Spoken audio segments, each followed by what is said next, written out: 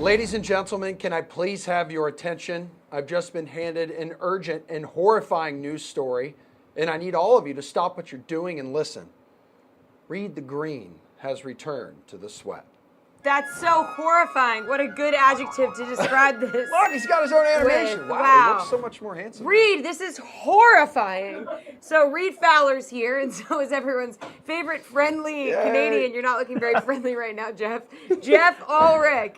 Yeah, you're muted, apparently, because you didn't look friendly. That's the meaning of this segment, is that Jeff's just muted. Reid got his own graphic before me. Really? Yeah.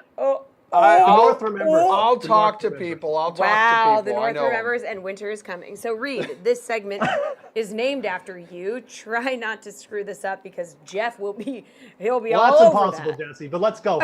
Okay. All right, so you give us a few names you like for the players, and then we'll have Jeff chime in to tell us if you're spot on or if you're an idiot. And I have a feeling he's going to go with idiot. All right, up first, Justin Thomas. Why do you like him, Reid?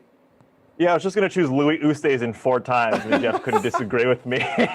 But no, I like Justin Thomas. Look, where we see Justin Thomas usually, right, is near the top, and rightfully so. He's one of the best players in the game.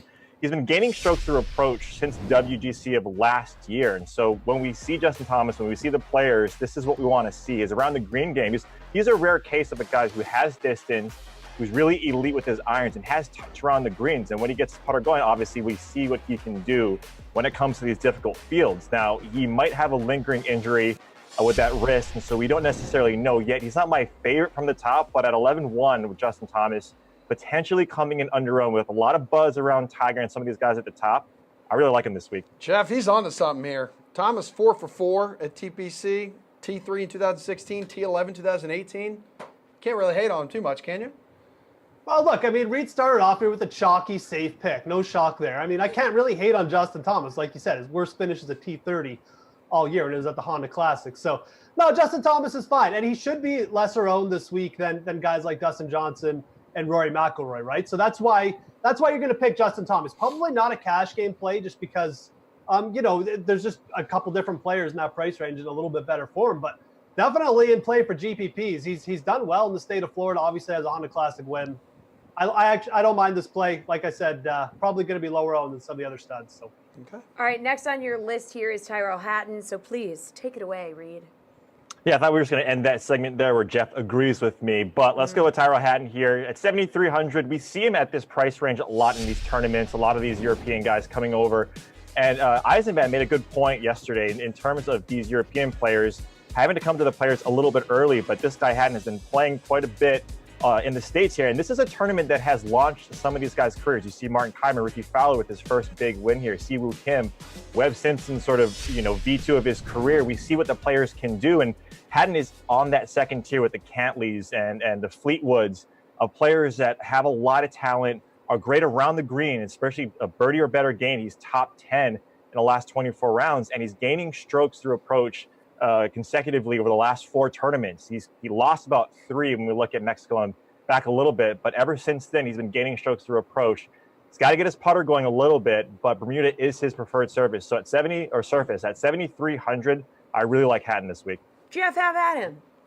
What didn't take long. I mean, Tyrrell Hatton on a course like TPC Sawgrass, yeah, that's a good mix. Not. Is that your best argument? Not. Look, I mean, you saw what happened last week. It was all over social media. Hit the shot, asked his caddy how bad it was. He's going to have a blow up. Eventually, one of those shots, going to get to 17, hit it in the water. 7,300, you just play a nice, steady guy who's trending like Charles Howell III. You don't go for this crazy Englishman like Tyrrell Hatton. Please. Barely has any course history here, Reid. No, I don't like Tyrrell Hatton. Sorry. Sorry, I'm not sorry. Byung Hun An, our graphics guru in the back. Billy, he loves him, and you do too? Question mark, Reid? Yes, Everson, exclamation point. $6,800 for a guy who's really elite with his irons. He's been gaining strokes through approach. 8th tee to green on Pete Dye courses. When you look at over the past 24 rounds, 2nd in strokes gained around the greens on Dye courses. Gaining approach through 9 of last 10 tournaments. Again, where we see him and where we see a lot of these guys, like a Keegan Bradley, like a Luke List, is that they can really ball strike like the best of them, but just cannot putt. Yes, that's going to be a key metric here, but like we always say, putting can switch. So at 6,800, you're not investing a ton. Benny Annett 2 out of 20 lineups or 3 or 4 out of 20 lineups is not going to ruin you. So at 6,800, Ben Yan is trending. He's a guy that can really strike when the iron's hot. We saw it with Siwoo Kim. Granted, around the green game and putting with Siwoo Kim last year was really great, but when you look at Ben Yan, he's one of those guys that if that putting just switches a little bit, he can be one of the best. So I butchered his name. Yeah. Okay, well, thank you for correcting me. 80-1 odds, though, to hoist that brand spanking new 24-karat gold statue, Jeffrey. Yeah, I don't know if I'd be taking the win odds. But look, I mean, Reid lucked out here. I have a soft spot in my heart for Byung-Hun, okay, Benny Yan. He's part of team. He's part of core Jeff. I mean, he's part of my core players here. I mean, I always support Benny Yan whenever he comes up. And at 6,800, look, he's striking it well. And, I mean, his strokes game around the green have actually improved this year. So I think he's got a fighting shot this week. He wouldn't be my first pick to take home the trophy or anything like this. But at 6,800 for DFS, I think it's someone you look close at this week. He's got a top finish at the Honda Classic, another Florida course, lots of water, lots of target golf there. So I like this pick this week. I think 6,800, again, it's far too cheap for a player with top 10 upside here because he really is striking it well enough to crack that top 10 this week. All right, Reid, what are your thoughts on Hideki? He did miss the cut here last year. Yeah, Hideki is one of those guys, too, that, I mean, we see him how many strokes he gains through approach week over week, but just can't putt. If you just look at his raw numbers, right, he's second in strokes gained ball striking, first in strokes gained approach, 12th in around the greens, but like 132nd in putting. So there's something's not clicking for him. Obviously, the Bermuda grass is not his preferred surface. But again, when you get these extreme ball strikers and guys that can potentially break through with the players, like this tournament is extremely variant. We've seen guys, like Tim Clark win, Martin Keimer, guys that are long hitters. Sergio Garcia has done well here. Justin Rose, not necessarily, right? I mean, he's done well in other courses, but you get a guy like Hideki Matsuyama who's just hitting his iron so well, the putting, just like with Benny Yan, if you get that putting just to regress back a little bit to average, then he's someone that can really, at 8,300 too, if you're looking at him, especially with that missed cut last week, you're looking at a guy like Hideki that might come in with lower ownership. I don't think he will, but even then, I'll be riding Hideki until he wins because he's one of the best ball strikers in the game. Jeffrey? So it's not just that Hideki Matsuyama's worst surface is Bermuda.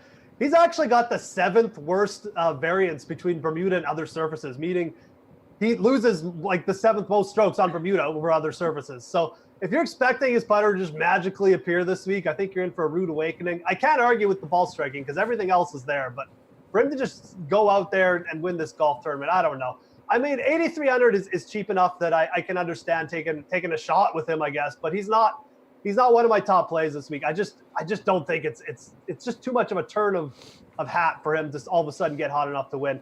I don't know.